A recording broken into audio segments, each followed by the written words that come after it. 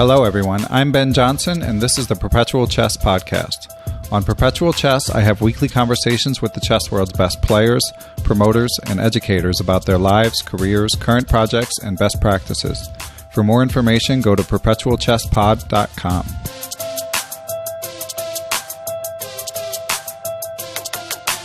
Okay, everyone, I'm here with my first repeat guest. He is esteemed Grandmaster, and I'll get to introducing him in a second. But first, I just wanted to say thanks to everyone who's supported the podcast. This is the 1-year anniversary, believe it or not, of Perpetual Chess. So thank you to everyone who has listened to the podcast, told a friend, reviewed the podcast, and most of all, of course, thanks to my guests, because as I've said before, without my guests, this show would get very boring very quickly. So, Mr. Finegold, Mr. Grandmaster, that's your cue to come on. How are you? Good, Ben. How are you doing? Thanks for having me on again. I'm excellent, and I'm happy to have you on. And the reason that I'll be bringing in repeat guests, not super often, but, every few weeks, every month, something like that. But the reason I felt like you should be the first is because you're the one whose life has changed the most that I'm aware of, at least. When we had you on in January, the Chess Club and Scholastic Center of Atlanta was but a twinkle in your eye. But now it has opened up. So how's business, Ben? Well, thanks for having me on again, Ben. I thought I was listening to the podcast, and I wasn't a guest when you said the esteemed guest. And I was like, oh, man, is Svidler coming on? This will be great. Right. Like, who is it? And there's like, me. Oh, yeah, I'm actually on the podcast. Svidler's busy drinking vodka after that amazing performance in the Russian Championship. That was incredible. And my wife, Karen, who's the real owner of the Chess Center, she gets really excited when the players in their 40s and 50s are doing well. She's just recently turned 52 herself, and she doesn't think chess is a young man's game. She thinks older players can do well, and she's really excited when the higher-rated players who are a little older have good tournaments like Peter did. I believe Peter's 41, and this was his 8th Russian championship. But, it's too bad you're interviewing me instead. I want to hear from Peter. But yeah, well... We'll try to track him down at some point, but you're no slouch yourself.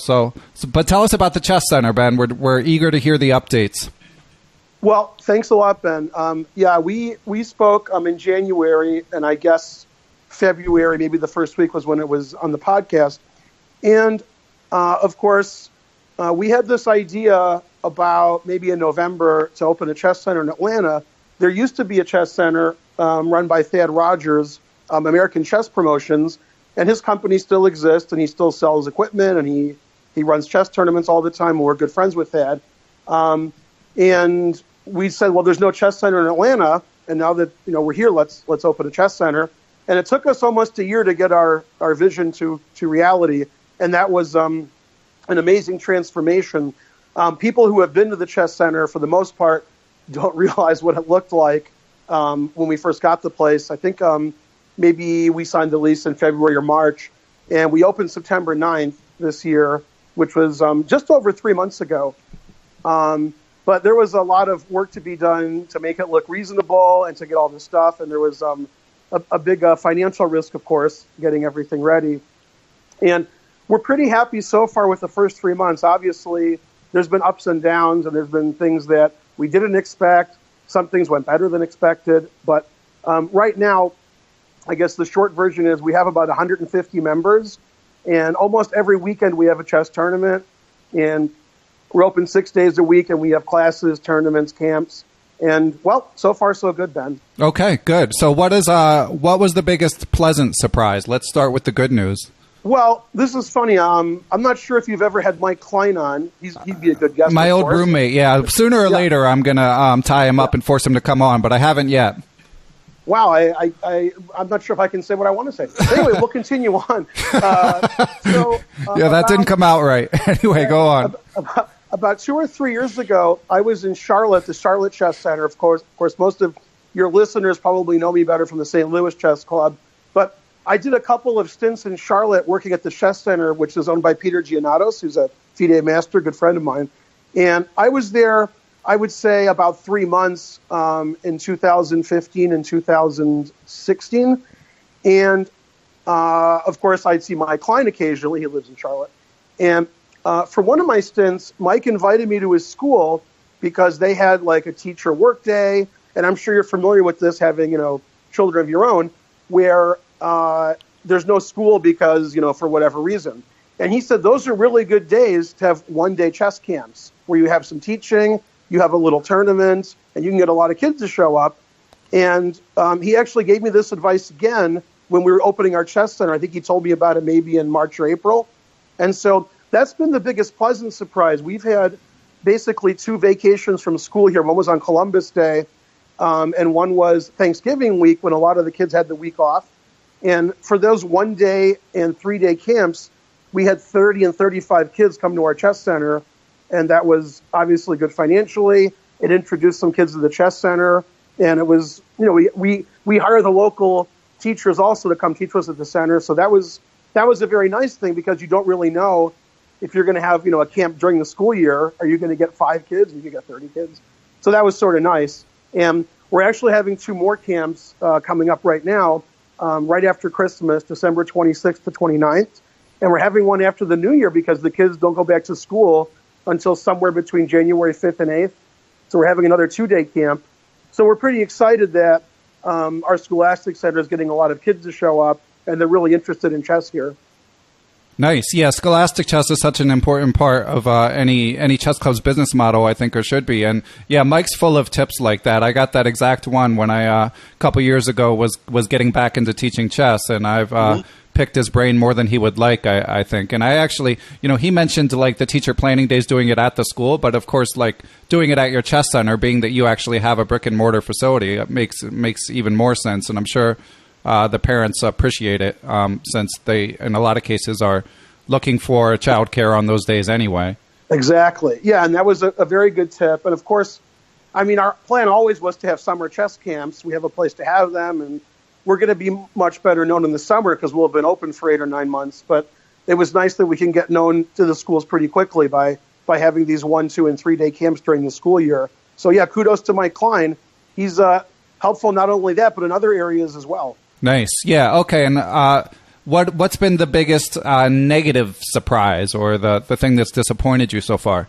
Well, there's a couple of things. I guess they're tied for first. We've had some what we call unrated Scholastic tournaments, which we thought we'd introduce some kids to chess. And instead of all the rated tournaments kids go to, if kids are beginners and maybe they play in their school, but they're sort of afraid to play in a rated tournament, they haven't joined the USCF yet, we'll have an unrated tournament, which was pretty successful in St. Louis. But we haven't found that to be successful, so we actually had to change our model. And our Scholastic tournaments are all rated now. It seems the kids really like rated chess, but unrated chess they're not so thrilled with. So we stopped having unrated Scholastic tournaments, which is unfortunate. And also, being open every evening sort of cuts down your attendance. And we have a special problem here in Atlanta, which we sort of knew about, but it's a little bit worse than we expected, is, I don't know if you know, Ben, but the traffic situation here, especially during rush hour, isn't very good. Yeah, I knew that's where you were going. Cities. Yeah, it's true with a lot of cities, but I think especially Atlanta because we're so sprawled out. We're in a northern suburb here in Roswell, and people who live in the city of Atlanta, or they work there, or maybe they go to school in the western, eastern suburbs, it could take them in rush hour over an hour to get here, and that cuts down on attendance, obviously. And one thing we noticed is on some nights, like Wednesday and Friday night, we'll get a lot of people at our chess center, but Tuesdays and Thursdays, it's almost dead here because we're not having an event where you would get a lot of people. We just want people to come play chess. And the issue is actually pretty interesting. If you have something too early, people can't get to your chess center. So if you have something at 5 o'clock or 5:30 or 6 o'clock, people tell us, well, I can't get to your chess center, then there's too much traffic. If you have something too late, 7:30, 8 o'clock, the kids don't come because they got to get to bed. It's a school night. So we actually have all of our events on the weekdays at 7 p.m., and that sort of helps everybody. And we still have some complaints that it's too early and too late. Right, of course. From different people. So, of course, when I was in St. Louis, we didn't really have this issue because there were a lot of people in the area of the club anyway. There was walk-in traffic. And, of course, the traffic in St. Louis isn't quite as bad, which I noticed when I was there. When I was in St. Louis, I'm like, oh, this is great. I've lived in Detroit, I've driven in Chicago and New York, and I'm used to bad traffic. But wow, in Atlanta, it's something else because the city is so sprawled out. There's suburbs everywhere. There's traffic everywhere. And it really lasts for a long time. And, of course, this doesn't hurt our weekend attendance, but on the weeknights, it makes it difficult for some people. Yeah, that makes sense. Well, I guess at least for you personally, you're probably you're not traveling at peak hours to get there. It's just a matter of building it into your schedule for the people trying to come. That's right. And one of the this was my wife's idea. Karen wanted to make sure the chess center was actually near where we lived. So you could have the chess center anywhere, but if it was 10, 20, 30 miles away, it potentially could take us 90 minutes to get there. We live 4 miles from our chess center. So with no traffic, it takes about 8 minutes. And if there's terrible traffic, it'll take 20. So it's not a big deal for us. Okay. Yeah, that's not bad at all. Sounds good. So overall, it sounds like business is good and it'll continue to grow. So do you do any like school outreach stuff? Like, do you have teachers at schools and like how are you going to try to raise awareness? Like, obviously, you're well known, nationally and internationally in the chess world, but how do you raise awareness just in Atlanta? That's right. Probably the least well-known I am is locally to the people who are playing in tournaments. Well, that's another issue we had, which I didn't really bring up because it's sort of it's a good and a bad thing. It's good for chess in Atlanta. It's not necessarily good for our chess center, but Atlanta has a lot of chess in the schools, and they actually have more than one organization that only goes into the schools and teaches chess. Obviously, there's Kid Chess, which I believe is in about 90 schools in Metro Atlanta. There's also Championship Chess, which also is in many schools. And there's friends of ours like International Master Carlos Perdomo, which is Chess Atlanta, and he's in many schools. So getting into schools isn't very easy because the schools already have chess, which is good. My wife's children, her younger son is 8 years old and he's rated 1400. He goes to Fulton Science Academy, which again is very close to our chess center. It's probably less than 4 miles. And they have a big chess program there. And even though International Master Carlos Perdomo was teaching there, they wanted to add some more classes. So I'm teaching a class there on Mondays. He's teaching on Fridays. And probably in total, there's about 60 kids that go to the classes. And probably between 15 and 20 have USCF ratings. And there was another school, I believe it was actually in Atlanta, in the city, that wanted me to teach there. And we're negotiating now. So it's sort of slow but steady because the schools already have teachers. What we do instead is people in the area who are masters, experts that we know, or even better, we have a list of them at our chess center who give chess lessons or chess classes, and we have contact information, and we have a whole sheet for that at our chess center. So anybody who comes and wants private lessons, maybe they can't come to the chess center, so they want to have it in their home. Maybe I'm too expensive for them. So we have a list of people who teach chess in the area, and that way, anybody who wants to get chess lessons, they have a list of people. There's a lot of chess in the schools, and Atlanta's really good for kid chess. What we're trying to do is improve the overall level of the chess players and get more adult chess. And the kids isn't really a problem. Getting in the schools isn't our number one priority since they have that already. Of course, that's financially beneficial, and a lot of people talk to us about that because they assume that's where the money comes from. But right now, that's not our number one focus financially. But in the future, I think it'll grow over the years, and eventually we'll be in a lot of schools, but it'll take time. Right, yeah. And part of it is like, I mean, the way it works in a lot of schools, a lot of metropolitan areas is, you have lower level fish chess players like me who are on the ground and introduce as many kids as possible to chess. And that positions you for the ones who stick with it and, need higher level instruction. Like, that's where you can come in, and that's definitely like having so many kids interested in rated chess. Like, you guys have the perfect place for that.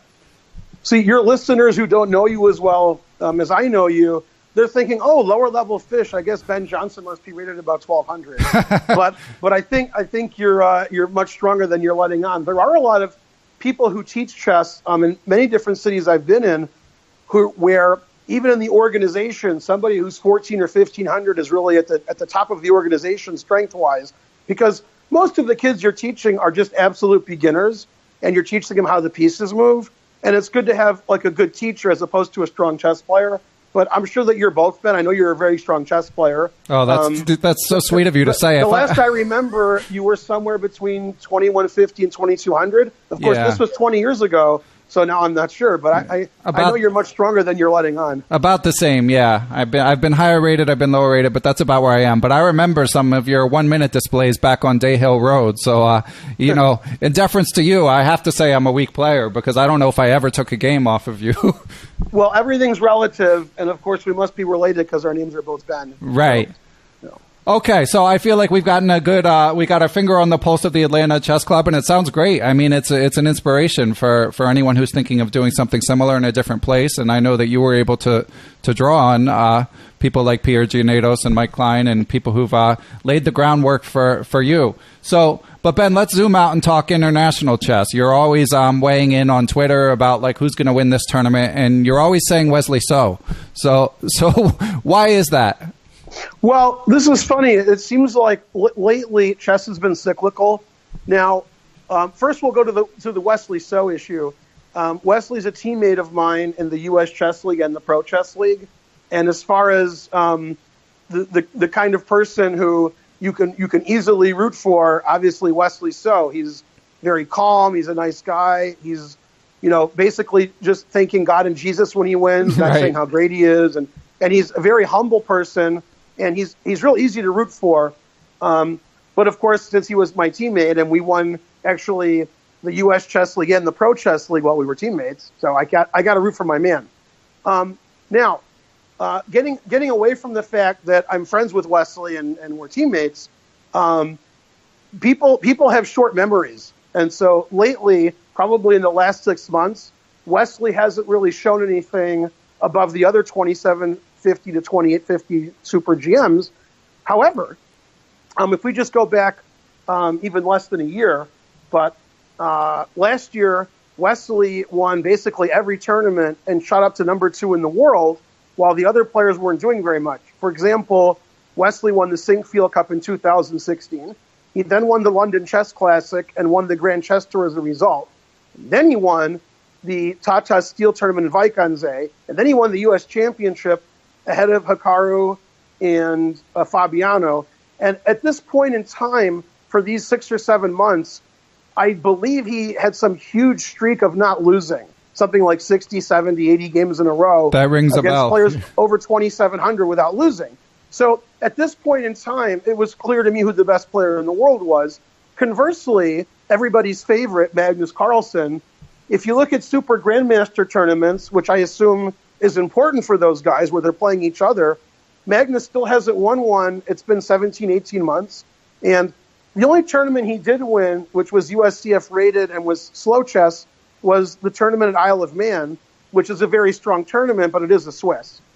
And so, I mean, there were a lot of strong players there, so winning that is a great achievement. But I think even Magnus would agree the last year hasn't been his year. And I think rating-wise and score-wise, probably 2017 has been Magnus's worst year in the last 5 or 6 years. And it was clear to me in 2012, 2013, 2014, Magnus was clearly the best player in the world. There was no doubt about it.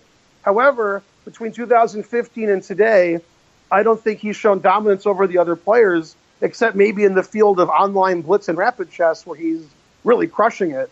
Yeah, well, live, too. Right. Very surprisingly, because I always expect Magnus to win blitz and rapid tournaments. The World Blitz and World Rapid last year, won by Karyakin and Ivanchuk, that really surprised me, that especially Ivanchuk could win over Magnus. Because Magnus, I think, really excels at those time controls, and I always expect him to win. And when it's a slow tournament, to be frank, I don't expect him to win.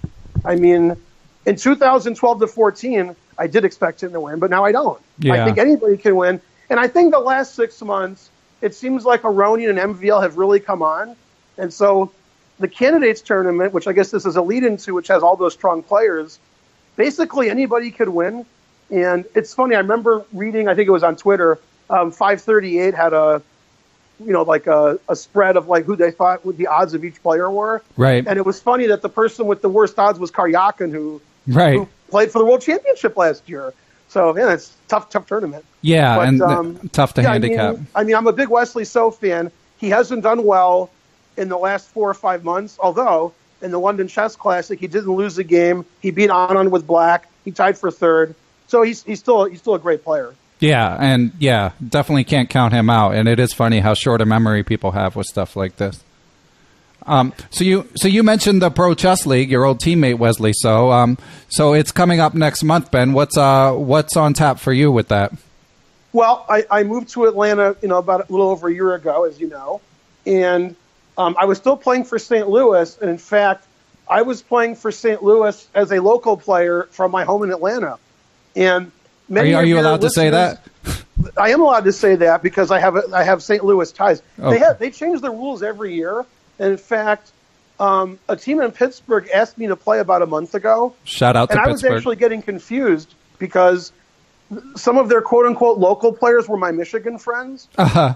And I said, well, wait a minute. And they said, oh, yeah, the rules now are, they change the rules every year, that if you're within 250 or 350 miles, you're a local player. And I was like, wow. So anyway.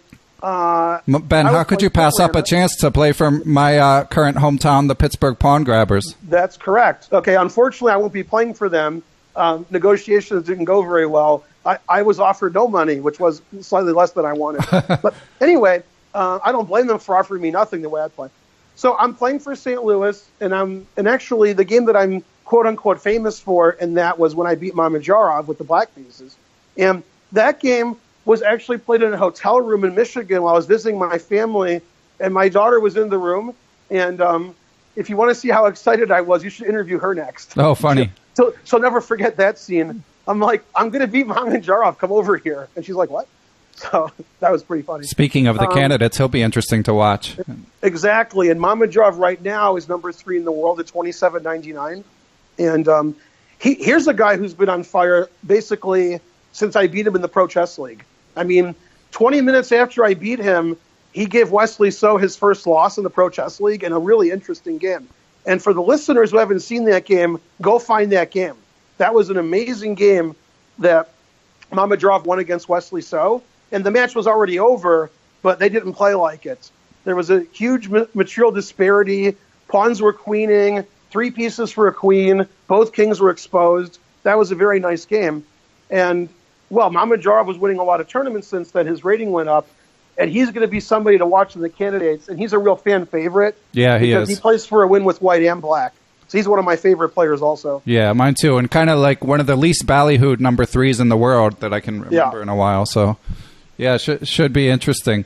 So getting back to the Pro Chess League. So now that you're in Atlanta, no more St. Louis. So what's going to happen? That's right. So the Atlanta people have the Atlanta Kings, which has been in the U.S. Chess League forever. And we wanted to qualify for the Pro Chess League. There was a qualification event, which had a very unusual format, which I guess Pro Chess League, U.S. Chess League, and unusual format sort of goes together. And our team in Atlanta, where we tried to qualify, we had Gajir Gusenov, who some of your listeners will remember, lost in the first round against Magnus Carlsen in the ongoing Chess.com tournament. And I guess by the time this is on the air, this program will have known what happened in the Karyaka-Nakamura match, which for us takes place tomorrow. Yes, so, but for them will be 3 days ago. Yeah, right. But Magnus beat Gusenov, who's a very good blitz player in the first round. He was our board 1 for Atlanta. And then I was board 2, I guess. I guess you could call me board 2. And then we had Ben. His name's Ben. I can't think of his last name because we've only been friends for years. Ben Moon. It's all about the Benjamins. He was our 4th board. And even though I call myself our 2nd board, I'm not sure if our other board, we're about the same rating. He's a local international master. And what's funny is I haven't seen him here since I've moved here. The only time I saw him was at my chess center when we tried to qualify for the Pro Chess League.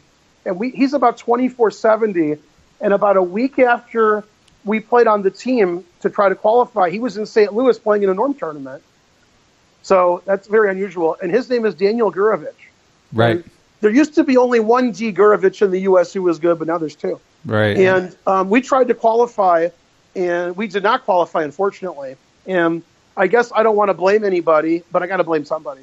So we were expecting Gusenov to get a huge plus score because he's, like 26, 60 FIDE, and he's a great blitz player. But I believe he only got +1 in a 15-round tournament. So it's all his fault. Basically, I got 50%, which was expected. Ben Moon, also 50%, did pretty well. Daniel Gurevich with +1. We needed Gusenov to get something like +6 or +7, but we didn't. It was a very strong tournament. We didn't qualify. So I thought I would just watch the Pro Chess League this year, which will be fun to do. But instead, it looks like I'll be doing commentary for chess.com. I'll be doing probably the latest game, the latest match, I should say. I might start 9 p.m. Eastern, and I think I'll be doing the games where most of the teams are on the West Coast. Okay. So the teams in San Diego and San Francisco and those kind of guys. I'll be doing commentary. I'm not sure if it's by myself or with a co-anchor, so we'll find out. And that's very exciting that, they changed the time control to make it faster where everybody plays everybody. And also that there's basically games throughout the day. You're not just watching for 3 hours and stopping. You can, every time zone in the world, from basically 9 a.m. Eastern to midnight Eastern, you can watch chess on chess.com and watch the Pro Chess League. And I'm glad I'll be part of it. I won't be playing and blundering like I did last year, but I'll be playing and blundering in my commentary, which is almost as good. Well, you're a natural-born commentator, so it might be for the better. I've had many people, after watching me play chess, say I was a natural-born commentator. So, after hearing you play chess, yeah. Exactly.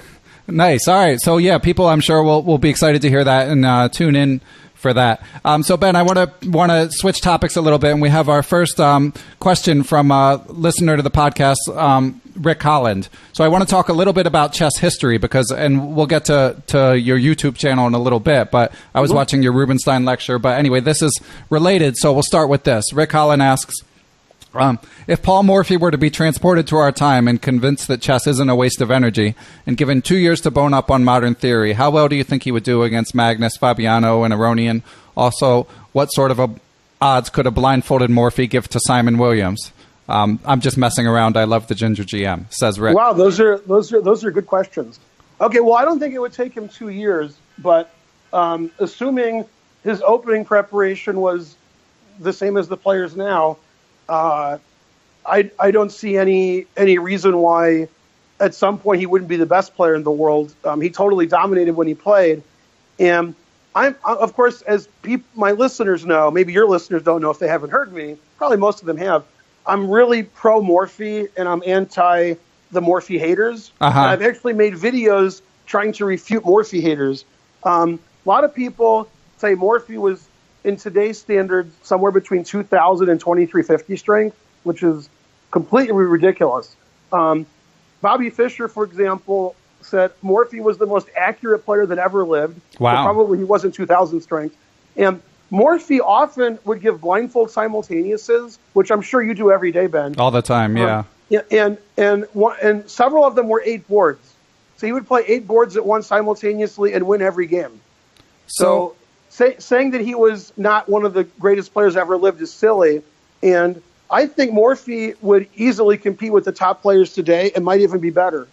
So with this cap system, I don't know if AlphaZero is going to change this or whatever, but, with the system that like chess.com has, and I know that there are a couple other algorithms where you can compare the accuracy of a player's move to the best move overall. Right. Now, I know that's not a fair comparison across generations, but what if you compared him to his peers? Like, what if you compared the gap between Morphy and the second best player when he was playing as opposed to now? Like, do you think he was that much better back then? Yeah, and that's actually why I'm so impressed with him, because let's say you're in a closed system and you're let's say 1,500 strength, and everybody in your system is 1,500 or less, and over a period of 2 or 3 years, by only playing them, somehow you're 2,300. This seems impossible, because and basically you're a poker player. If you're playing poker with the 5 worst poker players in the world, and then you're like, oh, I'm better than them, now I'm the best player in the world. Right. You'll see there's a big difference when you play real poker players. So Morphy was so much better than everybody else, I don't even understand how he did it. How would you get to 26, 27, 2800 strength when the next best player was maybe 2200 strength. That just confuses me.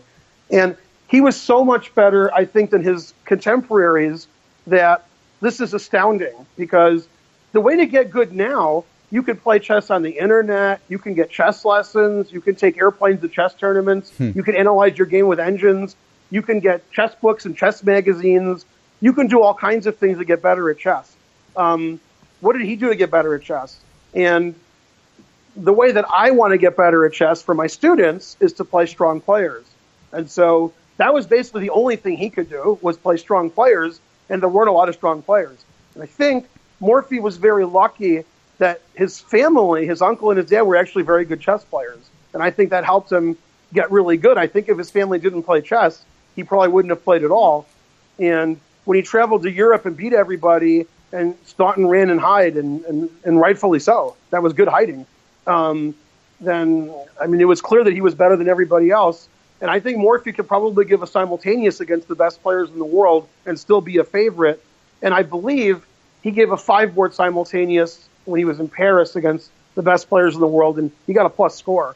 So the difference between him and his contemporaries was huge, and he didn't play for very long. I mean, he only played for a few years. It's too bad that, as you pointed out, if he came back now, we'd have to convince him to play chess. And I read a lot about Morphy recently. Other than fawning over him, I wanted to actually know something about him. And I didn't realize in New York at one of these strong tournaments, he showed up to watch, and he actually met Steinitz, and they spoke. But Steinitz wanted to play Morphy, but Morphy wasn't playing anymore. But that would have been interesting. And so he ducked him. Yeah, for your listeners who don't know, Morphy and Steinitz had one opponent in common that they played often, and that was Adolf Anderssen. And you can check, you don't have to believe me. Morphy's record against Adolf Anderssen was something like plus 20, and Steinitz's lifetime record against Anderssen, Steinitz has a minus score. Okay. So that's how good Morphy was. Okay. So I think, as listeners can tell, Ben, you know your chess history inside and out, and that's something I noticed watching your YouTube videos too. So that made me wonder, like, with so many talented kids, I know you were just at grade school nationals coaching. Yep. Do you think it's important for kids these days to know chess history? Well, I think it's important that you have a general understanding of what you're doing, and chess history is part of that. And I find a lot of kids don't have a knowledge of chess history. And so if I try to talk about how openings originated or the players, for the most part, the kids are like, what? Who's that? Right. Unfortunately, some of the kids nowadays don't even know the contemporary chess players, which is sort of funny because there's so many good players now. And, since the late 80s, early 90s, when everybody could leave and play chess from Eastern Europe and Soviet Russia, now there's so many 26, 2700 players. Even I don't know who some of them are. I'm like, wait a minute, who's that? How's that guy 2670? I never heard of him. But I think it is important that you're immersed in the chess history and chess itself, because otherwise you're lacking in something that your competition knows that you don't. And the first time I learned this, when I was in Belgium, which was a very long time ago, I met the Grandmaster Luc Winans, who I think was international master then. And he was a big proponent of everybody knowing E4, E5 from both sides to get like a classical education. And I was amazed because when he knew opening variations, he would actually show the history of the variation. He would say, this line was first played in this game, and then people realized you should play this way and then this way. And he would go up to now and say, now we play this way. And that really impressed me because I might have known the line and known what the best moves were, but I didn't know how it happened and how we learn from our mistakes. And I think for young kids who know a lot of theory, knowing the old theory and why it's not right is also very valuable. Okay. And so following up on that, so what was your impression? We just came, so especially for international listeners, I just want to explain. So Ben just came from the grade school nationals. There's 2 big Scholastic nationals per year. There's one that's like slightly bigger in around April or May that where the people play on teams across grades. So it could be like 6th and 7th graders, aka 12 and 13-year-olds, all on the same team. And then there's this one that is like grade by grade. Every single age has their own national championship. And Ben was just down in Orlando coaching them. So what did you think of the kids you worked with? Well, that's interesting, Ben. I've never been to the grade nationals before. So other than the grade nationals, and I'll get back to that in a second, what they do is they have the elementary, junior high, and high school nationals. They're 3 separate events. And coincidentally, the junior high is going to be in Atlanta this year, nice. April 6th to 8th. And I've been hired by the USCF to be the grandmaster there. I'll give simul's and lectures, and I'll spin in a circle and play blitz and stuff like that. Because I'm the local guy, so they hired the local guy. But so they have 3 of those tournaments, and then every 4 years, as you know, but maybe the listeners don't, they have a Super Nationals where all 3 of those events are in the same place at the same time. And that event normally gets between 5,000 and 6,000 kids, and then a crazy number of parents and coaches and other adults who come to, and siblings, and it's a real madhouse. So the grade nationals is actually my first time. There's 13 sections, 1 for each grade, K through 12. And it's funny, Ben, they still have teams, but the teams are smaller because it's within 1 grade. So you still can have a team, but it's actually less often. There's less teams. And the same powerhouses from New York still win. Right. They still send teams in each grade. So that's pretty funny. But, I mean, it was really nice because I hadn't been in Florida, to my recollection, since the 1994 U.S. Championship in Key West, which is amazing to me.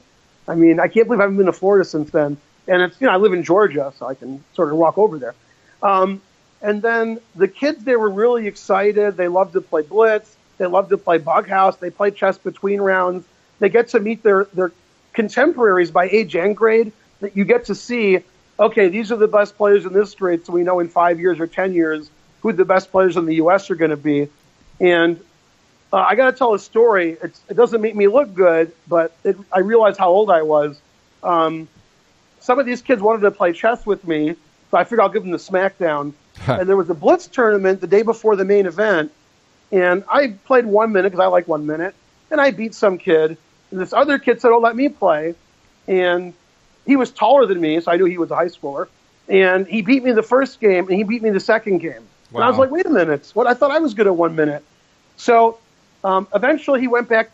This was during the blitz tournament, so he had to go play his 5-minute round after we were playing, and then he came back, and I was like, "What's your rating? Are you like 2450?" And he said, and it was 2230. So I really felt like, wow, I guess I lost all my powers. And this is the worst part. This might even surprise you. He had no idea who I was. I'm not done. And when I told him who I was, he had no idea who I was. I said, "Well, I'm Grandmaster Ben Finegold," and just nothing. Like, I never heard of you. Do you remember this kid's name? Yes, but I'm not done. This is a long story. Okay. This kid was in 11th grade. He won the blitz tournament. He won 11th grade. He won everything. He won every game everywhere. And he's from Illinois. And I'm like, I lived in St. Louis for 7 years. You lived in Illinois your whole life. You've never heard of me. He's like, "No, I don't know who you are."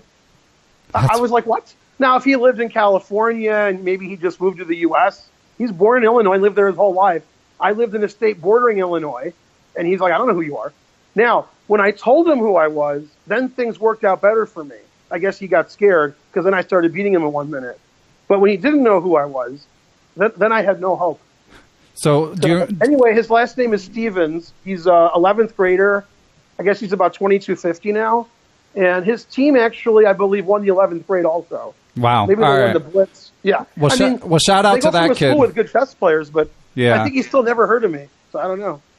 Yeah, okay, and now he knows who you are. And as I was mentioning earlier, I don't know how age has treated you, with the 1 minute skills, but 15 years ago you were fierce, and I imagine you still know a thing or two about how to play 1 minute chess. So well, at the Singfield Cup 2 years ago, after the tournament, as you may know or you've been told, there's a lot of blitz and bug house with the top players.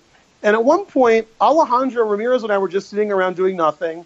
And we both realized we had never played a chess game against each other ever in any form. So we're like, "Hey, let's play some blitz chess." And he's like, "Okay." So we sit down, and he's like, well, how much money should we play for? I'm like, I'm not playing for money. He's too good. And in these events, people like to make side bets. So there was some side action.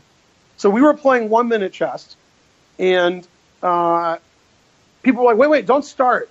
Don't start. Let's get some side betting action. And this is like 2 years ago. So who wants to bet on Alejandro? And nobody bet on Alejandro. Nobody. There was like 10 people watching. And Grishuk, who didn't know me, Alexander Grishuk, he knew who I was, but he never saw me play chess. He said, I'll bet on Alejandro. And then Aviv Friedman said, have you ever seen Ben play 1 minute? And he said, no. And he says, you're going to see it now. And so everybody bet Grishuk, including MVL. MVL had never seen me play chess, but he wanted to bet everything on me. So he must have had good intel. Anyway, we played first to win 5 games, and I won 5-0. Wow. And people were very impressed. And MVL begged me to play him. He says, can I play you? And I was like, sure. And then people were betting, and a friend of mine in St. Louis, he wanted to bet hundreds of dollars on me. And I said, no, don't do that. He said, no, I've never seen you lose. I said, well, you're going to see it now. Yeah. This guy's number 3 in the world. I'm not going to beat him. He says, I don't care. I got faith in you. So he bet on me. I told him not to. Anyway, I won the first game very convincingly in 1 minute. And then he won the next 4 games. So I was down 4-1. Then the next 2 games were very exciting. I won both of them where I had 1 second and he had 0. So the crowd went wild. And I forgot what happened in the last game. I don't remember. Probably I lost. That's pretty impressive. So he beat me 5-3, but I was pretty happy with that score. Yeah, I don't blame you. So what do you think the break-even point is, like in terms of time odds, like 40 seconds to a minute or something like that? With MVL? Yeah. That's well, now I don't know, but back then probably. I mean, that was only 3 years ago. You don't age that fast, do you?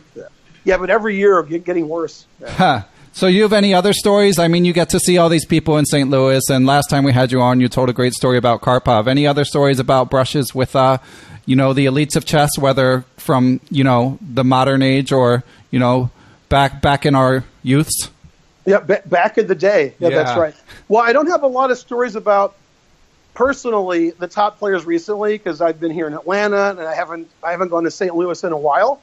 So I think the last time there was like GM after GM after GM in St. Louis was at the U.S. Championship where I did commentary. I didn't do commentary for the Sinkfield Cup or the Junior, although the Junior wouldn't have super GMs, last year. So probably my good stories would be from long ago and far away.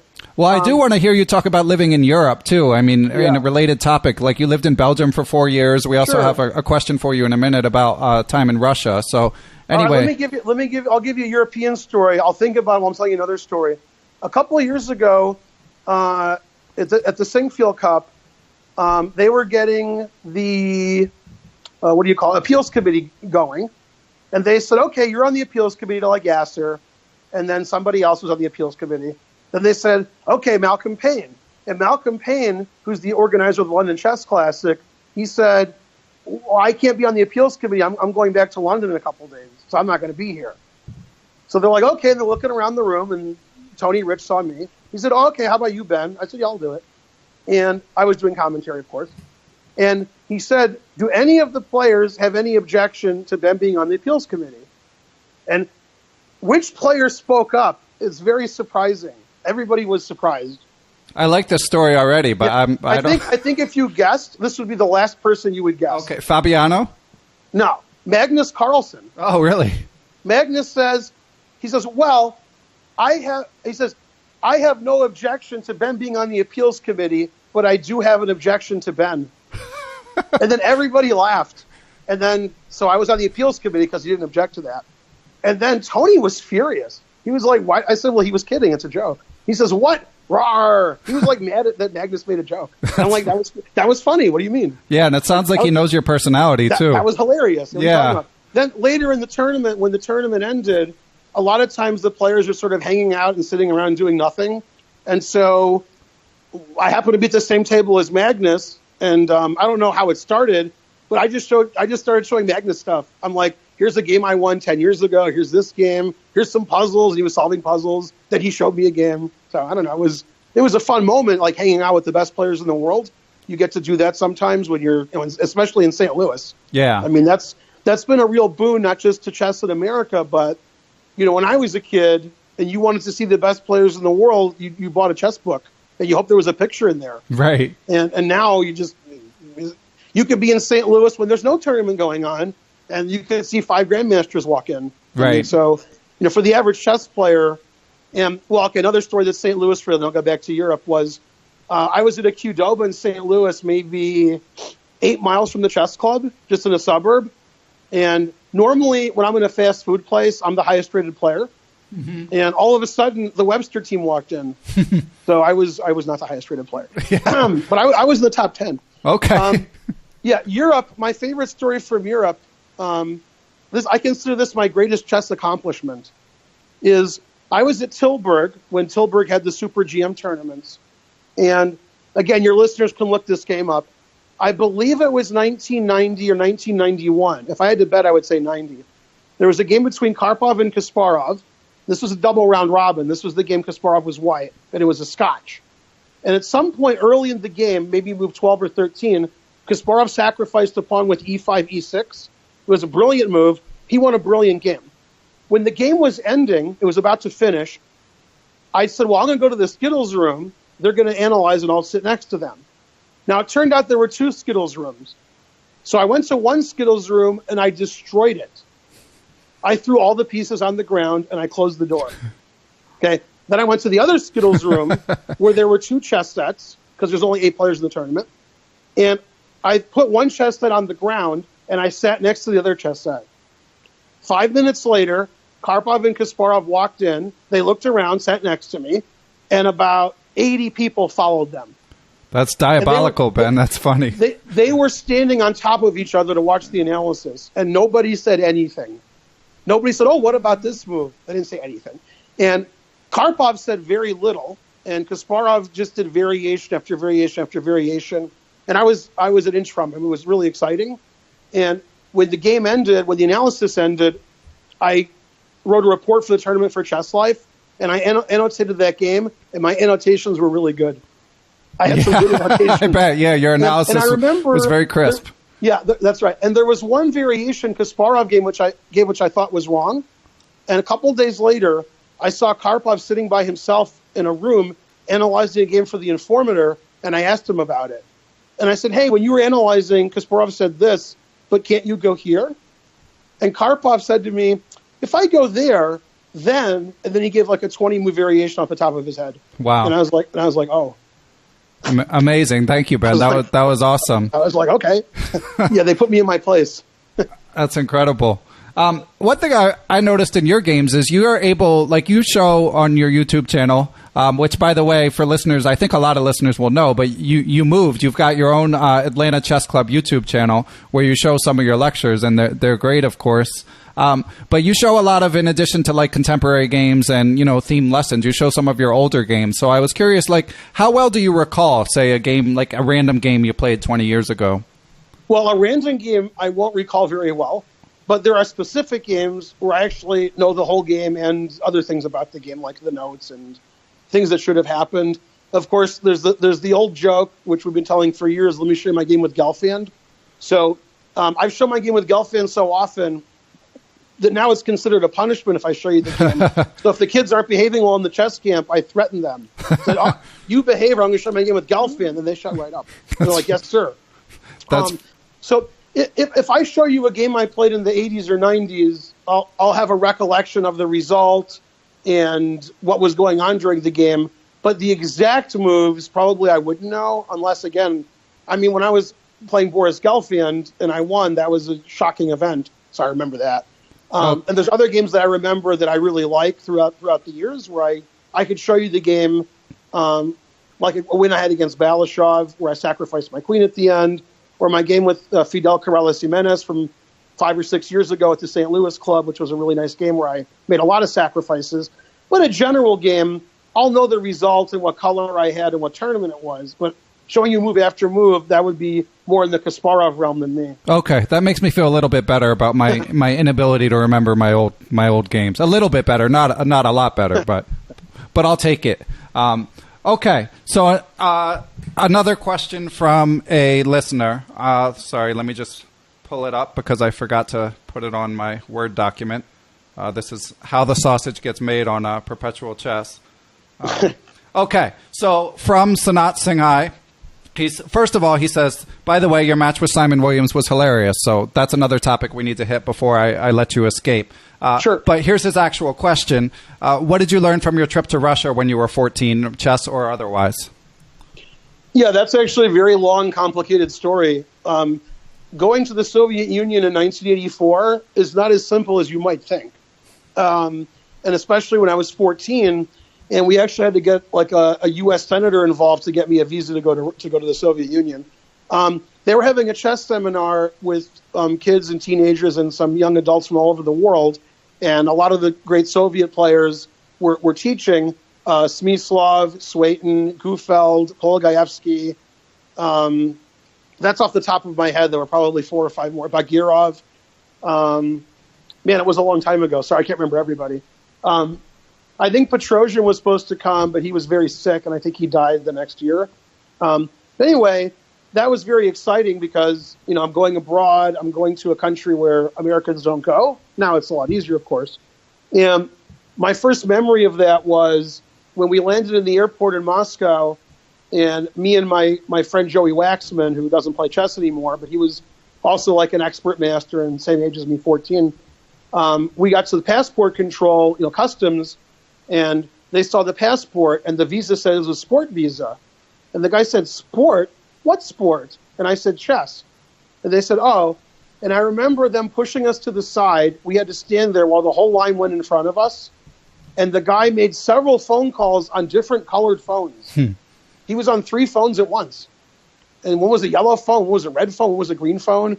And another recollection, which I guess most people wouldn't have, there were 2 French girls who must have been in their early 20s. And whenever they were asked a question, they would laugh in response. That was their answer. Because they didn't know the guy was speaking Russian. They didn't know. And after laughing at the guy several times, he said, okay, you can go. So that's all I had to do was laugh at the guy, but instead I answered his questions. That was an amazing experience, looking at chess and playing chess with grandmasters and IMs and people my own age who I would later meet in tournaments. In that event, I drew with Krogius, there's another name, in a simul, and I beat Smyslov in a simul. So that was exciting. And, we looked at chess every day. My best recollection from Moscow, from the lectures, Polgaevsky was lecturing, and he showed a game that he lost to John Spielman, where Polgaevsky was better, and then he made some mistakes. And he's speaking in Russian, even though he speaks English. And there was a translator, and the translator would translate. So Polgaevsky would speak for 15, 20 seconds, and the guy would translate. At some point during the lecture, Polgaevsky was getting madder and madder because he lost. And he got furious, and he started yelling, at himself. I can't believe whatever. I don't know what he was saying. It was Russian. So he was yelling and yelling and yelling, and he never stopped. He forgot to let the guy translate. So he spoke for about 3 or 4 minutes straight, and then he stopped, and he looked at the translator like, oh, wait, I forgot. And the translator looked at him, and he looked at the audience, and he says, here I made a mistake. That was the translation of 3 minutes of yelling at himself. That's funny. He was really mad. So Polgaevsky was a great guy. I met him later in Hastings. That's right. And we played bridge together. Oh, nice. And he was a really great analyst, great chess player, great guy. And he died too young. But, meeting all these players in Europe, living in Europe, getting married in Europe, and getting better at chess in Europe, that was a real, it was a life experience that I'll never forget. And I'm glad I did it. Yeah, it may not be as strictly indispensable for one's chess development as it used to be, but from a personal development standpoint, I think it would still be for any young chess players a great experience to at least visit, if not live there. Okay, so Simon Williams, everybody loved that match, Ben. It was quite entertaining, and you managed to do okay for yourself. So, anything else like that in the pipeline, you think? A very suspicious match. Well, of course, I know that Danny has some interest in having a team match, a team trash-talking match. So we would probably have, Great Britain versus the colonies. We nice. We could have me and Danny against against, again, Simon and maybe another renowned trash talker, Lawrence Trent. I was going to suggest him. Yeah. I think I would be fourth in the trash talking. No, don't sell yourself. Don't sell yourself short. Maybe first in chess, but last in trash talking. Yeah, of course. There's a lot of people who make videos online and who have a lot of followers, like Simon Williams and myself. Obviously, John Bartholomew is a. John's too nice, though. Yeah, he's too nice. Yeah. So I can't imagine John sitting there swearing at me. I'm sure he could do it, but there's a lot of people who make a lot of great content on the internet, and it's free for people who want to watch. My son started doing that recently, and he's building a following. But of course, I'd be interested in playing other matches. The problem is, Chess.com has Magnus Carlsen and Sergei Karyakin and Hikaru Nakamura, Nepomniachtchi, Grishuk. So it's hard for people to get interested in watching me play chess because, they want to see the best players in the world. But I think the match was really entertaining, and it was pretty close. It wasn't very one-sided. And instead of having two 2,800 players play, having any two people play that are similar in rating would be interesting to watch. And the lower rated the players are, like me and Simon, the more mistakes there are and the more fun it is. Yeah, relatable. So that's not bad. Yeah, that's not bad either. And, of course, there was some trash talking as required, but we didn't mind doing that. Yeah, you guys are natural. That was fun for everybody. Of course, I'm willing to do it again in the future, but, sort of like in the WWE, we got to find somebody I can trash talk to. Right. Well, you guys got some healthy donations for that match, too. It was. That's right. When it started, we were going to get a few $100s, and then a friend of mine who lives in Iowa, who's a frequent visitor at the St. Louis Chess Club, Thomas Gall, who's an A player in his own right, he donated money for trash talking and for the match. And we had a company that sponsored, I think, $2,000. So there was actually a huge prize fund in that match. And I didn't want the trash talking to go down because if there's too much money for winning the event, then we're going to trash talk less. But I don't think that stopped us. Right. I think it was still good for the audience. And maybe Simon was getting mad during I don't know. It's hard to tell if it's acting or not at some point. But but yeah, we haven't really spoken much since then. So I don't know if he's still mad. But well, you know what the old saying: "Don't get mad, get even." Yeah. So maybe there'll be Finegold Williams too, and maybe there'll be less drinking this time and less swearing and more good chess playing. I don't know about the less swearing, but yeah, maybe less drinking if he wants to get his revenge. Exactly. Or maybe I have to drink more. Yeah, that's true. Tea. Yeah. Unsweetened iced tea at that. Not even sugar. Yeah, it's not a fair fight. Exactly. So tying things up, and let's talk about your YouTube channel. So you get, I'm amazed. You get like tons of views. It's only been in existence for like a month, 6 weeks. You'll have like 17,000 views on random lectures. Your wife does an awesome job producing it, making you look very professional. Well, thank you. So was it a hard decision to put it online? Like, do you feel like you're giving away the content that you produce at Atlanta, or is it like a no-brainer for you? No, that was a no-brainer. It's difficult for my wife to edit the videos because she actually has about 50 things that she does for the club, and that's just one of them. Wow. So people are like, why aren't the videos coming up? And I'm like, well, my wife has 2 kids that are both in school. Right. And they're 8 and 14 years old. And she also has to take care of me because I'm like a little kid. Mm-hmm. And she has to make all the flyers at the club. She cleans the club. She helps run the tournaments. She does the website. And she does a million other things with, PayPal and Shopify and everything else. So basically she's working 24 hours a day at the club and and basically I've made about 40 videos so far. And I think 5 of them are on our site. And of course I have over 100 on my own personal YouTube page. There's more than 100 on the St. Louis site. Chess.com has them, Chess Kid, ICC. There's a lot of videos of me online. So she tries to put one up every 2 or 3 weeks. But as you said, there's a lot of editing, and she tries to make it look nice and very professional. And that's not her forte, so she has to work hard at it. And I think it's gotten a really good response. People like the videos. And, during the holiday vacation, she'll put a couple more up so we can, get some more holiday donations, as they say. Right. But, no, I really like putting videos online and getting a following for the club and introducing people to chess. And I've had a lot of people, this may surprise you, it still surprises me, they actually watch my YouTube videos and they don't know how to play chess. Oh, they really? Like the videos. Well, your jokes are funny. I was going to ask you, do you have like comedy influences? Well, there are some comedians I like, but I think for the most part, they're either going to go to jail or they're in a lot of trouble now. Yeah. Those are the times we live in. I can't believe I'm not in trouble. Yeah, sad but true. yeah, obviously I'm a big Louis C.K. fan, but I can't really do a lot of his material on my page because I would get in trouble. Yeah. And obviously with his personal life, being in tatters now, but I guess that's everybody. Yeah. But I like a lot of different comedians. I like Sarah Silverman. I like Louis C.K. I like Dave Chappelle a lot. It's too bad Dave Chappelle basically quit his show. Chris Rock is okay. I actually saw him in Toronto. So there's a lot of comedians that I like. Obviously, I'm nowhere near as funny as they are, but I actually have a friend who is about 1350. I don't want to insult him if he's listening. And he's a professional comedian, and he's a comedy writer, and he's written for like the Emmys and the Oscars, and he does stand-up. And I mean, he told me like I give a really funny presentation. He saw me in Vegas. He was doing some shows in Vegas, and he came to the National Open and watched some of my lectures a few years ago. And he wanted to do some kind of comedy chess show in St. Louis, but it never panned out, where there was chess talking, but there was also, some comedy thrown in to make it interesting for the audience. So, of course, chess obviously can be boring if you're watching, playing, or listening to it. So I try to make it less boring, and especially for the kids. I mean, lecturing to an hour to kids who are between like 5 and 10 years old, man, if I was that age, I wouldn't want to listen to me for an hour. So you got to throw in some jokes occasionally, make it seem funny, make it interesting, so you don't lose your audience. And I think for the most part, it's worked out. Nice. So do you have any advice? Like if we don't feel like we're like naturally funny, but we are aware of the fact that you need to be entertaining in order to hold your audience, like how do we get better at it?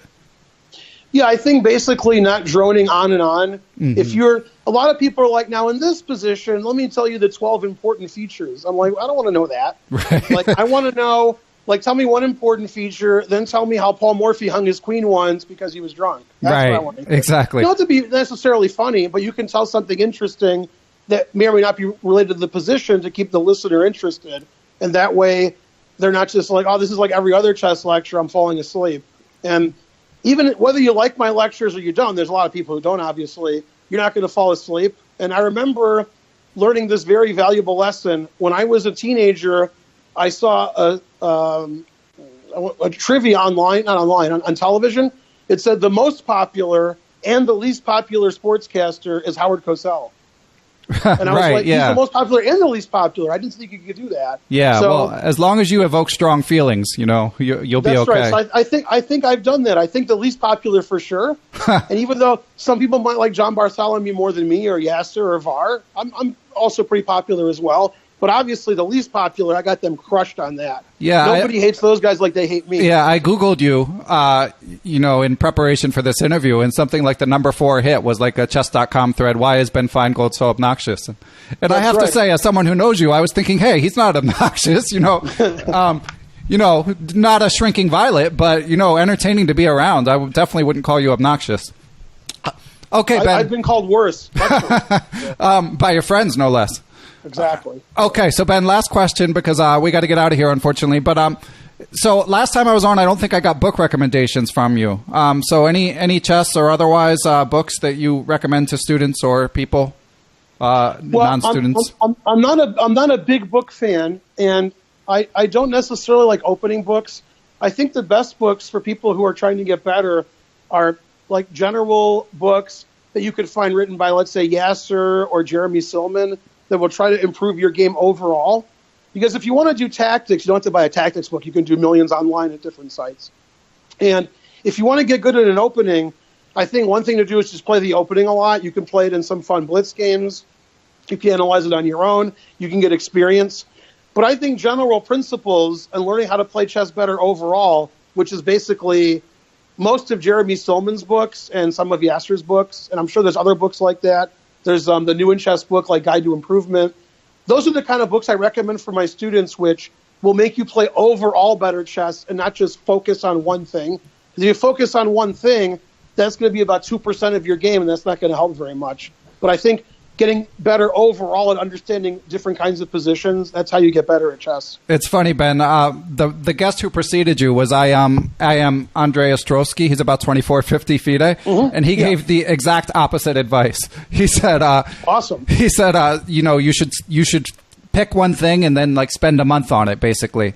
And it's funny because I don't think either of you are right or wrong. It just goes to show you that there's, as long as you're studying and as long as you're, focusing when you do it, I think that there's more than one way to skin a cat. Right. And I get this. I was a vegetarian. I get this a lot from my students. What should I do? And I tell them basically that advice is you do what you like to do. If some teacher tells you should study queen and pawn endings, and after 5 minutes you want to commit suicide, you're studying the wrong thing. Right. When you're studying chess, you should do something that you like to do. And if you're getting bored of it, then study something else. Yeah. And just keep doing it. You can change it up and make it interesting instead of tedious and boring where you have to do one thing. And I don't want my students to do one thing and think that they have to do it. If they love doing it, that's fine. And I think the love of chess is what you have to instill in your student, and that makes them get better. Excellent advice. Okay, well, Ben, before we move on, anything else you want to say, or are we good to go here? No, we're good. I wanted to mention one more thing about the center that I forgot. One of the biggest surprises we had, when we opened the center on September 9th, we had a grand opening blitz tournament, and we expected 30 to 35 people, and we got 74 people for the blitz tournament. And we probably had about 50 who were just there to watch. So our grand opening was our best day ever, and it showed there was a lot of excitement in chess here in Atlanta. And sort of like St. Louis, when they opened the chess center, I know Rex's vision was to encourage other cities and places to open chess centers and popularize chess. And I hope that because of the chess center in Charlotte, because of our chess center, because of the great one in St. Louis, other places open chess centers also, and that we can have chess centers like this all over the country. And I hope we're doing a good job exposing chess to everybody and making everybody love chess. Yeah, I think you are. And having known you a long time, Ben, it's good to see that you're making a good living for yourself, because I know that, like, as a chess professional, you had some lean years, and it can be hard to avoid lean years, especially like back in the day. So it's really good to see you spread your wings, and exciting stuff. You're the first guy that's ever said Ben Finegold and lean in the same sentence. Good job, Ben. Well done. But speaking of which, I didn't know you were a vegetarian. So really, I've been a vegetarian for 31 years. Oh wow! You really didn't know that? No, yeah, I think you forgot. My main memory was you drinking Diet Coke. I have. It's funny. I haven't had soda in about 20 years. Okay. Yeah, I used to drink a lot of Diet Coke. I was worse than Trump. Yeah. Wow, that's the first time I've heard that sentence. Worse than Trump. That's true. Yeah, and we managed to not say his name, so we'll leave it there. Thanks a lot, Ben. I think everyone knows how to track you down, so we won't do our usual spiel. But thanks a lot for coming on, and we look forward to more updates and more success for the Atlanta Chess Center. Thanks a lot, Ben. Your Perpetual podcast is great. Everybody should listen to all of them. They're exciting. You have great guests, and I look forward to more in the future. Thanks to everyone who supports Perpetual Chess. I spend about 5 hours a week on each episode, and even though I love doing the show, it can be hard to find the time. Donations from listeners make a huge difference and make Perpetual Chess a lot more sustainable. Special shout out to my Patreon and PayPal Perpetual partners. They are Adrian Gutierrez, Chris Wainscott, Coach J's Chess Academy, Chris Flanagan, Gary Andrews, Greg Shahadi, Jason Dunbar, Jennifer Valens, John Fernandez, Jen Shahadi, Jen Scream, Johnny McMenamin, Kelly Palmer, Krishna Galapakrishnan, Matthew Tedesco, Pascal Charbonneau, Paul Swaney, Ricky Grahalva, Rob Zorchek, Tatyev Abrahamian, Tim Seymour, Todd Bryant, and Zhao Chang. I'll be back next week with another episode. Thanks, everyone.